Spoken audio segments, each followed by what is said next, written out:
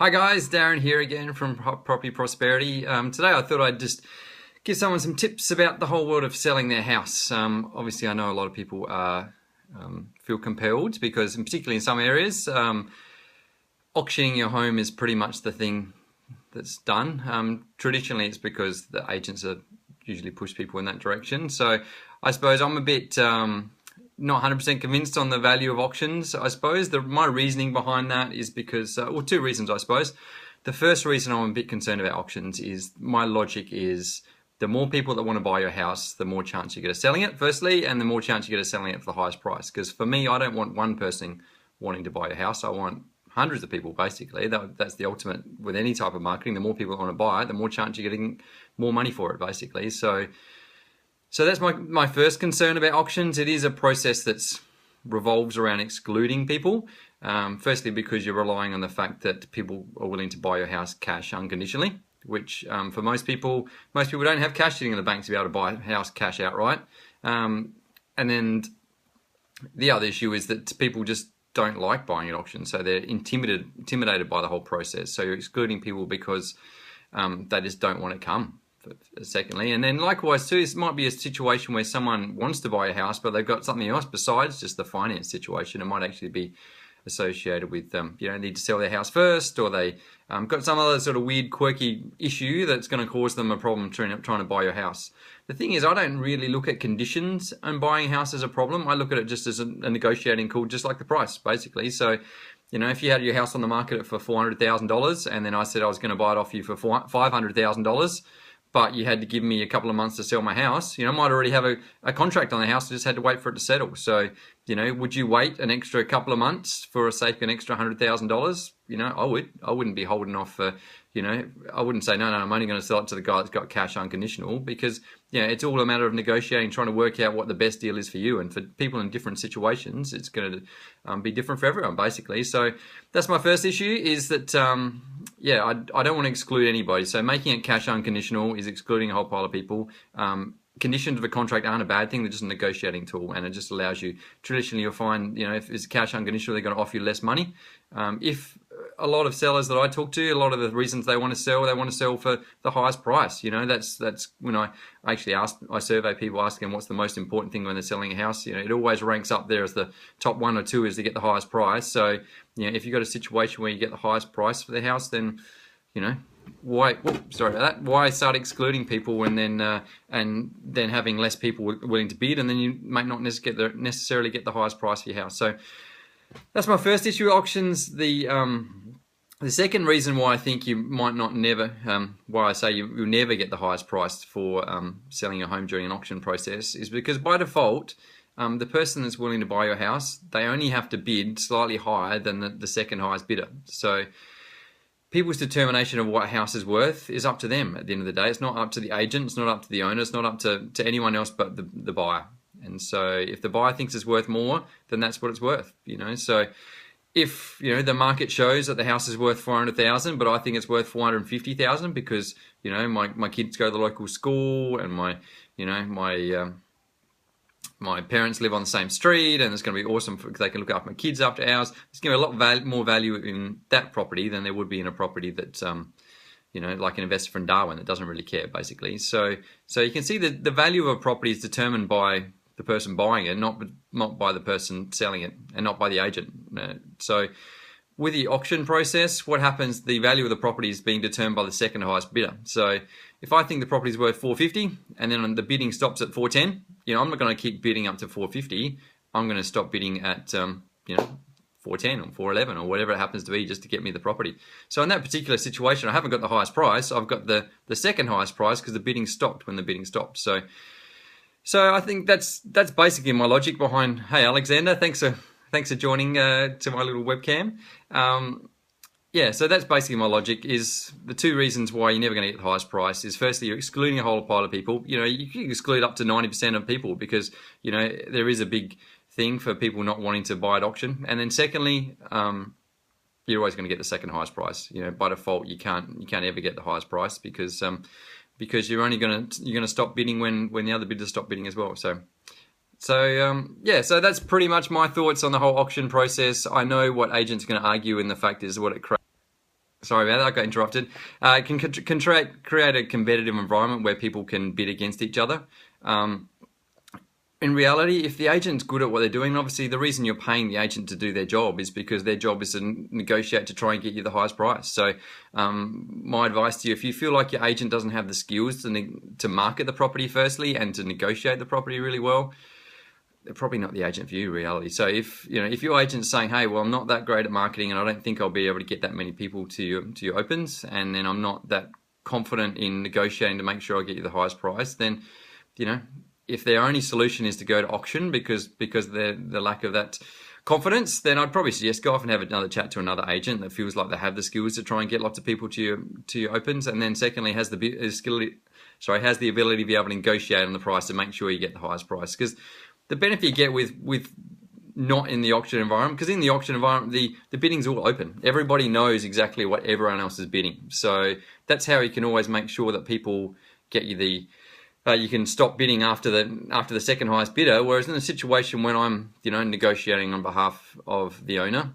no one else knows what the second highest bidder is offering. Only I as the agent know that, and sometimes I don't even know that because I'm out collecting offers and negotiating with people and having a chat to everybody. So I don't really know what the highest bid is going to be until I've gone around and had a chat to everybody. So I give everyone the opportunity to put in their highest bid, and from there, if they if they get the highest bid, then they get more chance. And then basically, whereas with the auction process, it's a really quick, done, dusted process where everybody knows and it's, I understand it's open and everyone can see where the price is at. But the danger with that is, if on the buyer's behalf, you want to be in a situation, your job is to act on behalf of the owner, not to act on behalf of the buyer. So if you're in a situation where you can ensure the owner's going to get a higher price because you're, maybe controlling the negotiating process, that's a good thing, I find. So Alexander, he just came in with a question here, so thank you, Alexander. So his question is, auction will get you the best price in the red hot market, methinks. Up until the middle of last year, auctions were getting great results just because of the huge number of buyers.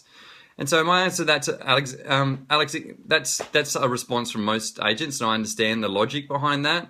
My argument is that if it's a red hot market and you've got heaps of buyers out there, then there's heaps of buyers out there. Whether it's an auction or whether you're just going to market traditionally, like a sale by negotiation, they call it, it's the same thing. There's still the same amount of buyers out there. The situation when you go to auction is you're excluding a pile of those buyers. The people that are subject to finance are subject to certain conditions.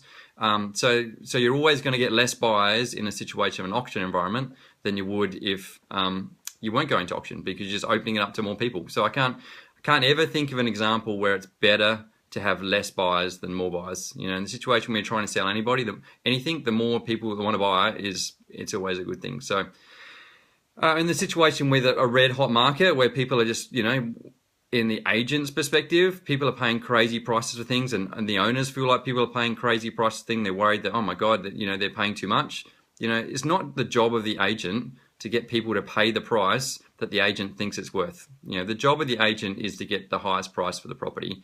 Regardless of what the agent thinks it's worth, regardless of what the owner thinks it's worth, their job is just to get the highest price. And so, again, that's why I believe, whether it's a hot market or it's not a hot market, the perceptions of the agent, the perception of the owner, I don't think makes any difference, basically. The job of the agent is just to get the highest price, and that's open up to the highest market, get as many people in there as they can, and then create essentially a bidding environment without the shortfalls of the auction process.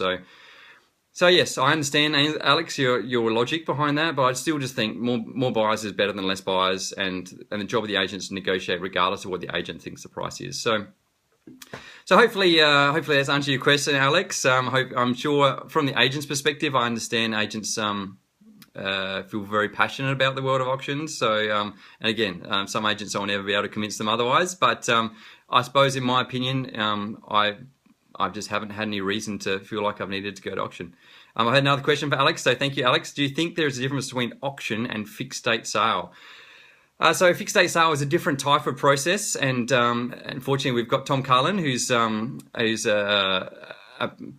advocator of fixed date sale, and I could see that as a great hybrid between an auction and on the market properties, basically. Because some of the argument is, what if I don't know what the property's worth? And we come in there and we think it's worth 400,000, and I put it on the market at 400,000. You are sort of you know, some might argue you're setting the benchmark of what the market is willing to pay for it. Suddenly everyone thinks it's worth 400,000, and so the bidding starts, you know, around 400,000. Everyone thinks that's a fair price. You know, I suppose my argument with that is probably, at the end of the day, that's going to happen in an auction environment anyway. Depending on what state you live in Adelaide, we actually have to give an indication of the buyer's range. So again, I suppose the question is, do people believe that? You could say the same situation with just putting on the market. You know, do people believe the price that people want it for? So I have had examples in the past where I've had people offer the asking price, and then I have had examples in the past where people have offered the asking price and then I've rejected it because I had higher offers, and they felt angry and upset that I didn't accept their offer when they felt like if they've offered the asking price, they have to get their offer accepted. So let me explain the process of fixed date sale. Again, I've never done a fixed date sale, but I understand the logic behind it, I believe. It's a good way to try and feel out the market. So what you basically do is you put it on the market saying it's going to sell within a couple of weeks, basically. It might be a fortnight or 2 weeks or whatever it happens to be. And what you're doing there is saying it'll be sold within the next 2 weeks. Everyone put their bid in. It's very similar to a tender process. It happens in the commercial world. I suppose people feel uncomfortable with terms they've never heard of before, so maybe they feel a bit uncomfortable with tenders. So I think that's some of the benefits of the fixed date sale. Is it's a new term. You can sort of explain it to people. Say, hey, this person really wants to sell the property. It's going to be sold in the next 2 weeks. You got this period of time to put in your price. The cool thing about that is you're not limiting people. You're not necessarily saying it has to be under auction conditions, which means it doesn't have to be cash unconditional. So you're not excluding all those buyers. And if people want to come in with different offers and different subject to conditions, we can still consider those. So, and then it also puts a timeliness on it, because that's what the key with what you need to do as well. And I think this is probably some of the limitations for people as well for agents when they're just putting it on the market. It doesn't create that timeliness where people have to make a decision quickly.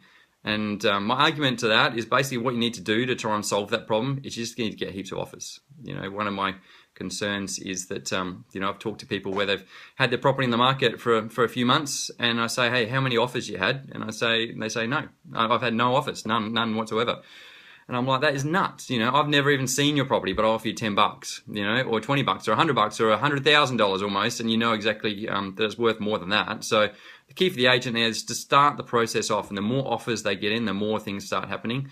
And then that'll create that sort of auction environment where people can start bidding. Because at the end of the day, once you start getting offers in, people then know that they have to make the decision a lot more quicker.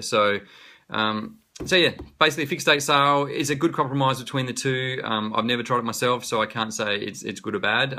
I'm purely suggesting against the auction situation, is I understand the auctions are going to exclude buyers. So I think that's why I'm a bit anti-auction. Fixed date sale gets around a lot of that situation. The cool thing about a fixed date sale is you can put it on the market. You've got 2 weeks to try and sell it. It creates that sense of timeliness. You're not excluding anybody. If it doesn't sell in with that 2 weeks period, you can always go back to putting it on the market. So the danger with that, I suppose, is potentially the momentum you built up when it first goes on the market. I generally find I get my most offers right at the very start. So I don't want to lose any of those offers. So again, you really have to make sure that your fixed date sale is relatively soon after you put it on the market. If you leave it too long, you know, a month, then potentially some of those people might have bought another property. You might miss out on it.